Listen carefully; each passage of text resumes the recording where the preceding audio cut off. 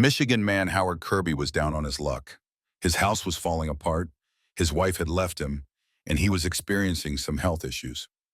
Even so, Howard would soon discover that his old and uncomfortable couch held a deep secret, one that was going to bring him some much-needed luck. Howard Kirby was a seemingly normal man living in Ovid, Michigan. Once a floor maintenance worker for Walmart, Howard was now retired and enjoying a quiet life. But appearances can be deceiving, and people would soon realize that Howard's laid-back persona was a bit of a front for what was really happening behind closed doors. Not only had Howard's wife left him in a divorce, but one of his cousins, someone he was very close to, had recently passed away. He was very down on his luck, and sadly, it was just the beginning. Soon, Howard was going to learn that he had some serious health issues. At the doctor's office, Howard learned he had a sizable tumor in his kidney. Thankfully, the surgery to remove the tumor went off without a hitch, and Howard was in the clear of any signs of cancerous cells. Even when his health issues were out of the way, something else was right around the corner. Howard was a devoted family man, having 6 cats and a dog to take care of around the house. When his oldest son, Ben, lost his job, Howard didn't think twice about letting him and his wife, Diane, stay with him for as long as they needed to get back on their feet. Adding 2 more people to his home was a definite change for Howard. He was used to having a lot of space, and now it was crowded. That's when he decided it was time for a change. He was going to create a man cave for himself, a space that he could use to get away and relax. While a man cave sounded like a good idea, there was one major issue: funds.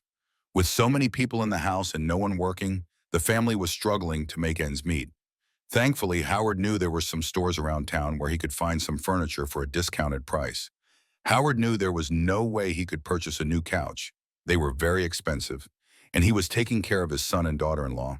It didn't matter, though. He knew of a thrift store in town, and he was sure there would be a couch there that would be perfect for his man cave.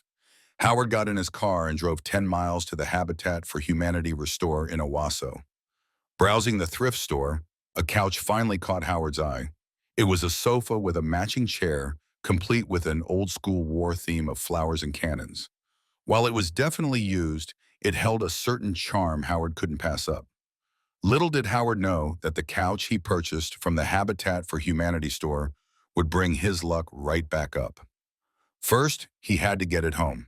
So Howard bought the couch, excited to furnish his man cave.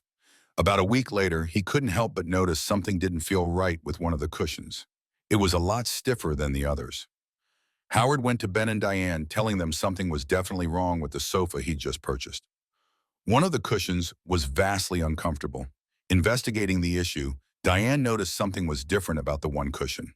Taking the cushion, Diane prepped to open the zipper. What she found inside left her beyond shocked. Unzipping the cushion, Diane was at a loss for words. When she finally found her voice, the only thing that came out was dad money. Howard and Ben didn't understand what she was talking about. That is, they didn't understand until they looked over her shoulder and found stacks of bills hidden inside the cushion. At first, the family of 3 thought the money was fake. Who would leave stacks of bills inside a couch? They honestly thought it was nothing more than Monopoly money. Then they got a closer look. There was no doubt in their mind that the money was real. They wasted no time counting it up. After Howard, Ben, and Diane counted the hidden money, they couldn't believe the sum. They'd stumbled upon a fortune of $43,170. Once they calmed down and composed themselves, the 3 stopped and had one question on their minds. Where on earth did the money actually come from? It was a question Howard needed to be answered.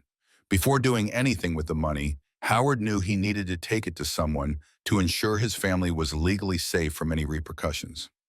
After speaking to a lawyer, Howard was in the clear. The lawyer said the family had no legal obligation to remove the couch or the money they found hidden within the cushion.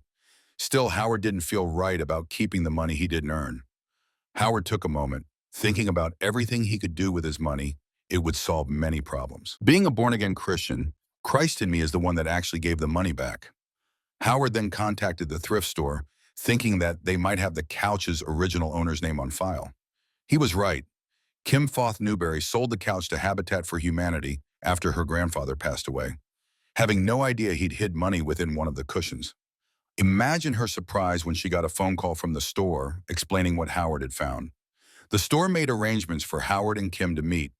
Needless to say, Kim and her family were astounded by Howard's selfless act of kindness.